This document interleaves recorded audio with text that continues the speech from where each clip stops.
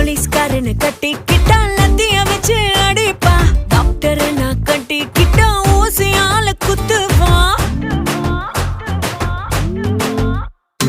பாடி பில்டரை கட்டிக்கிட்டா தினமும் தண்டால் எடுப்பா. பஸ் டிரைவரை கட்டிக்கிட்டா அடிக்கடி ஹார்ன் அடிப்பா. ஆத்தி மாப்பிள்ள முட்டி போட சொல்லுவா. மெக்கானிக் மாப்பிள்ள தினம் கழட்டி மாட்டுவா. ஒரு வேலை வெட்டி இல்லாதவ எனக்கு மட்டும்